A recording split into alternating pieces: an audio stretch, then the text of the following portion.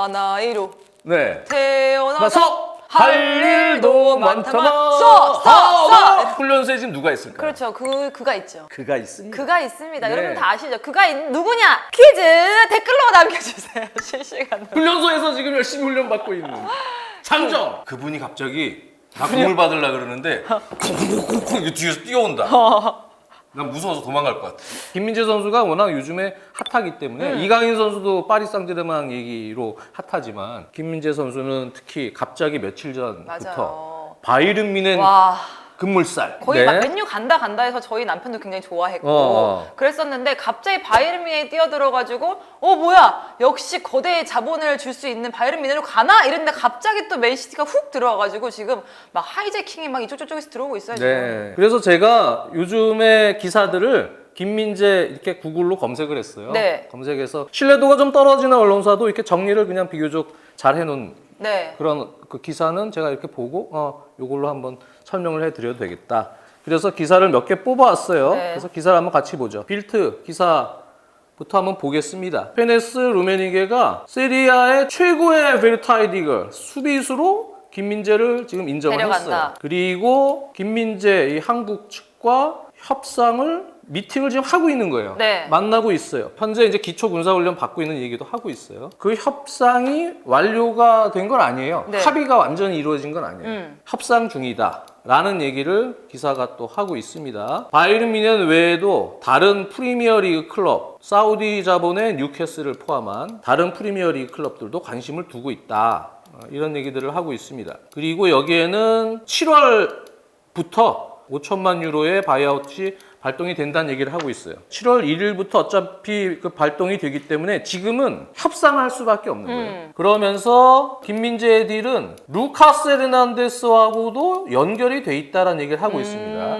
네. 루카스 헤르난데스가 파리 상제르맹을 원하기 때문에 네. 파리 상제르맹으로 루카스 헤르난데스가 가서 그 돈을 이제 받고 네. 또 김민재한테 투자할 수 있는 그렇죠. 이 얘기를 하는 거예요. 그러니까 바이에른 뮌헨이 돈이 많이 남아서 잉여가 네. 김민재도 따로 주고 뭐 이렇게 해서 그럴 여유가 있는 건 아닌 거예요. 그러다 보니까 지금 파우 토레스 얘기도 지금 나오고 있죠. 비아레알의 파우 토레스를 비롯해서 김민재까지 그 대안을 준비 중이다라고 얘기를 하고 있는 거죠. 네. 근데 확실히 위원님 들으니까 되게 멋있는데요? 내가 멋있다고? 독일어를 막 이렇게 읽어가지고 바로 번역해갖고 독일어를 잘하는 건 아니고 이렇게... 독일어를 좀 좋아하긴 했어요. 바이에른 뮌헨에 관련된 기사들이 이제 여기저기 기자의 말을 인용해서 쓰고 그러면서 여러 기사들이 터지는 거예요. 네. 그러다 보니까 바이에른 뮌헨이 갑자기 더 가까워지는 것 같다. 하지만 여기서도 보셨다시피 어차피 바이아웃이 7월 1일부터 지금 실행이 되기 때문에 지금 단계는 조금 더 마음을 완전히 굳히게끔 하는 일종의 약간 구두 계약과 비슷한 그렇죠. 세부 계약을 완료짓는 팀이 우선권을 갖고 7월 1일부터 들어가는 거예요. 이후에 어떤 변수도 발생이 될 수 있다는 것이 현재 상황이고 뭐 로마노를 비롯한 여러 기자들이 거의 90% 이상 확정적으로 이제 보도를 하고 있다고 팬들도 이렇게 얘기를 하고 있는데요. 그 90%라는 게 사실 무서운 거죠. 그쵸? 막판에 또 어떤 변수들이 그 생길지 나머지 모릅니다. 10%가 어떻게 될지는 아무것도 모르는 거니까. 잉글랜드 쪽 신뢰성 있는 그 언론사는 아니지만 선 이런 데는 이렇게 뭐 어디 이렇게 쪽 기사들을 정보를 모아서 또 이렇게 간단하게 요약된 기사들을 또 잘 내요. 그래서 팬들 보기에는 요 내용이 좀 편할 것 같기도 해서 제가 선 기사를 들어왔습니다. 이거는 20일 기사죠. 바이에른 뮌헨 쪽으로 막 급격히 선행하다 보니까 텐하흐가 화를 엄청나게 지금 내고 있다.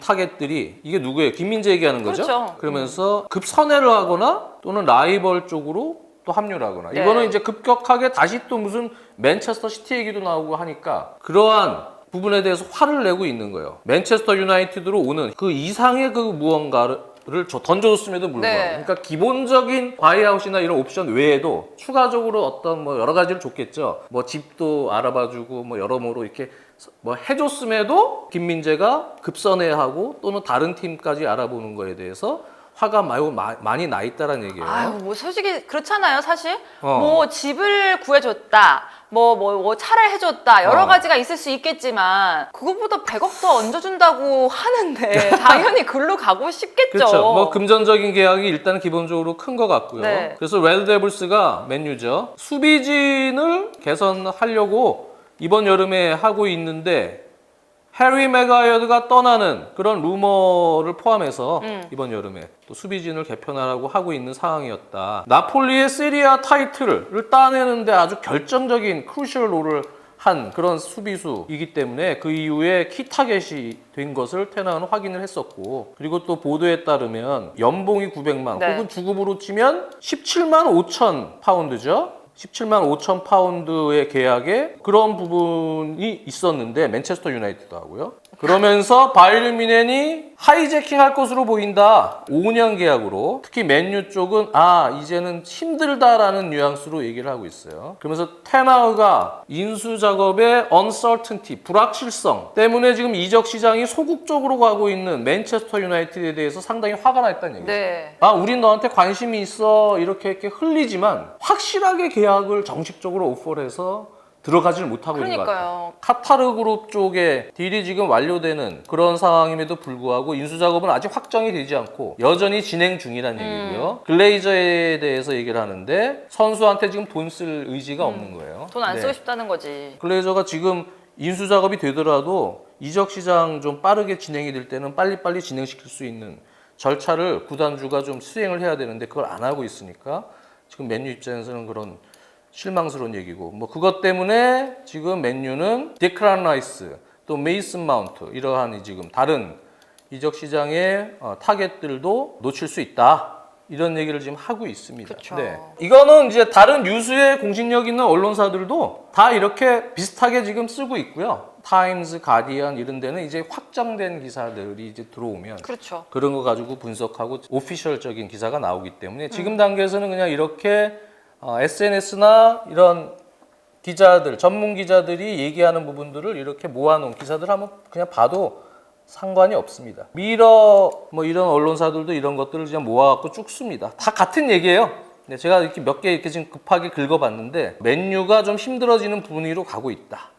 그런데 이제 갑자기 모 기자의 그 SNS를 인용해서 CT가 관심을 가질 수 있다. 필립 캐슬러라는 분의 그런 또 SNS. 이 기자가 어느 정도 신뢰성을 가지고 있는지 모르겠는데 맨체스터 시티 같은 팀이 위협이 될 수 있다. 그리고 여전히 뭐 맨유나 뉴캐슬 같은 경우도 가능성이 없는 건 아니다. 맨유도 팀 인수 작업이 갑자기 일사천리 빨리 이번 주에 뭐 끝났다. 그러면 갑자기 딜이 세부적으로 크게 급하게 들어올 수도 있기 때문에 어차피 김민재 선수 입장에서는 지금 갑이에요. 그럼요. 너무 급하게 계약할 이유도 없고 빨리 도장 사인을 할 이유도 없어요. 김민재 선수는 지금 다른 빅클럽이 봤을 때는 기본적으로 싼 거죠. 김민재 선수의 가치가 사실은 7천만, 8천만 요즘 시장으로 치면 그 정도 이상의 가치가 있는데 조금씩 금액은 다르지만 바이아웃 금액이 거의 뭐 5천만 유로 네. 정도 전후로 얘기를 하고 있잖아요. 그러니까 부담이 덜한 거예요. 그러다 보니까 달려들 수 있고 그 뒤에는 무슨 싸움이에요? 세부 계약에 대한 싸움이에요. 그렇죠. 주급을 어떻게 더 많이 주느냐, 또 에이전트들은 어떻게 해줄 수 있느냐, 기타 다른 환경들은 어떻게 해줄 수 있느냐, 세부 조건들을 또 다시 제시할 수가 있기 때문에 네. 그 싸움은 지금 어떤 팀도 7월이 들어가면 또 다시 들어가서 시작이 될 수 있어요. 바이에른 뮌헨의 조건이 워낙 좋기 때문에 마음은 거기에 일단 가 있지만 또 다른 조건들이 들어오면 또 마음이라는 건 바뀔 수가 있습니다. 네. 그런 부분들이 앞으로 김민재 선수가 이제 여름 이적 시장에서 변수가 될 수 있는 또 하나의 요소가 될 것 같아요. 근데 위원님, 많은 축구 팬들이 맨시티를 가는 게 좀 더 낫지 않을까라고 좀 기대를 많이 하시는 것 같고, 거기다가 또 빅클럽이고 돈이 없는 팀이 아니기 때문에 나중에 또 미넨보다 훨씬 더 좋은 가격에 오퍼를 하지 않을까라고 좀 기대하시는 분들이 많이 계시더라고요. 그거는 이제 바이에른 뮌헨은 정식으로 오퍼를 와서 협상을 다 했고 그런 부분이고, 나머지 팀들은 공식 오퍼로 협상을 한 것 같지는 않아요. 그러니까 그런 팀들은 지금 입장에서 이 선수 7월 1일부터인데 발동이 뭐 이렇게 급해? 우리 그때 가서 들어갈 거야 라고, 대신 우리 관심은 있어. 그 정도로 던져놓은 상황인 클럽들이 있을 수 있거든요. 이적 시장을 그렇게 특히 큰 거래 같은 경우는 빨리 결정을 잘 안 해요. 그렇죠. 왜 그러냐면 팀 내에서도 이제 인앤아웃 작업을 해야 됩니다. 누구를 사고 누구를 데려다주고 이 선수를 어떻게 하고 이런 계속 연쇄적인 그렇죠. 작용들이 있는 거잖아요. 그런 연쇄작용들이 어떻게 일어날지를 몰라요. 그렇기 때문에 이적 시장에 본격적으로 들어가면 플랜들이 제대로 안 돼서 네. 갑자기 1옵션으로 선회해서 들어오는 경우들도 있고요. 맞아요. 네, 그렇기 때문에 김민재 선수에 대한 이적 상황은 사실 변수가 아직까지는 꽤 있다고 보여집니다. 저는. 오픈 결말이라고 볼 수 있을 것 같고 그렇죠. 거기다가 지금 이제 우리가 이렇게 기사를 읽어봤잖아요, 위원님. 지금 얘기 나온 팀들에게 하나하나 좀 주전으로 갈 수 있느냐 그리고 또 어떤 롤을 맡게 되느냐 이런 것 좀 얘기해 보면 좋을 것 같아요. 일단은 김민재 선수는 저가 원투펀치나 다른 방송에서도 누차 얘기를 했지만 공격적으로 주도해서 높은 수비 라인에서 네. 자기의 활동 영역을 넓힐 수 있는 팀으로 가는 게 좋아요.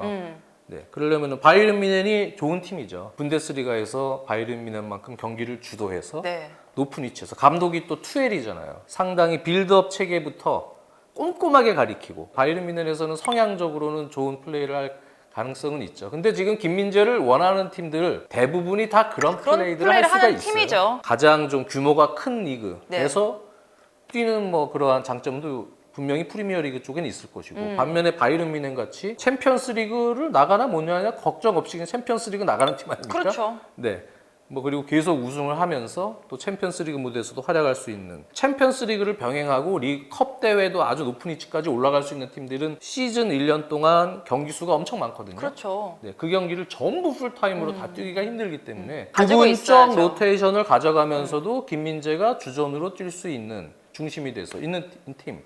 그런 팀이 좋고. 맨시티도 센터백 지금 5명이 있지만 김민재가 거기 안에서 어느 정도 자리를 차지하기에는 가능성이 좀 있어 보인다라고 얘기하는 사람도 굉장히 많더라고요. 아칸지가 있고 후뱅 디아스가 있지만 왼발잡이 센터백을 사실 더 원하긴 해요. 맨시티 팬들은 뭐 그바르디올이나 이런 선수들을 또 여전히 원하는 그런 상황이 되겠지만 어쨌든 4백에서의 왼쪽 센터백 역할을 최근 근 시즌엔 계속 해왔기 때문에 펩이 그런 걸 다 보고 있을 거예요. 맞아요. 이 선수는 되게 멀티적으로 가능성이 있다. 센터백에 오른쪽 놔도 되고 네. 왼쪽 놔도 되고 네. 3백에서 스토퍼를 보면서 높은 위치에서 눌러서 들어가도 되고 펩은 센터백들을 풀백으로도 잘 이용하기 때문에 그러니까요. 그래서 여러모로 김민재의 능력, 가지고 있는 능력을 고려하면 펩도 분명히 김민재에 대해서는 좋게 평가하고 있는 선수겠죠. 그바르디올 같은 경우는 지금 이적료를 높게 부르고 있거든요. 네. 그러니까 이제 CT가 갑자기 선회를 한다는 얘기는 야, 저 가격에 살 거면 김민재가 되게 저렴한 가격 아니냐. 맨체스터 시티라는 팀은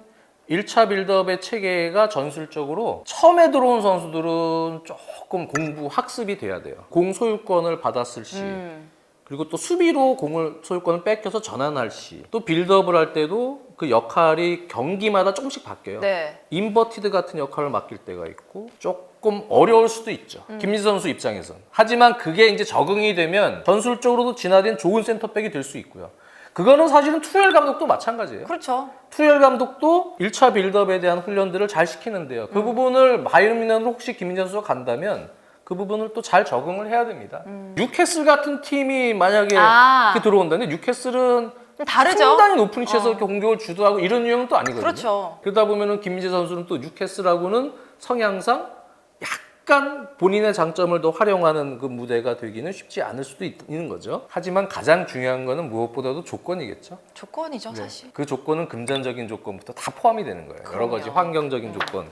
그 조건이 가장 잘 맞을 때 최종 사인을 하고 오피셜 유니폼을 들고 사진을 찍지 않을까. 요즘에는 진짜 와, 우리나라 선수들이 이강인, 김민재 이런 선수들이 파리 상제르맹, 바이에른 뮌헨 이런 팀하고 언급이 된다는 게 네. 10년 전, 20년 전 상상조차 할 수 없었던 상황이거든요. 동시에 우리 선수들이 B클럽으로. 뭐 어디가 됐든 기분은 좋은데 그래도 좋은 선택이 돼서 거기서 나머지 커리어를 이어갈 수 있도록 한번 하는 것이 좋지 않을까요? 하숙하던 미군들에게 배운 장지연의 영어 실력 덜덜덜.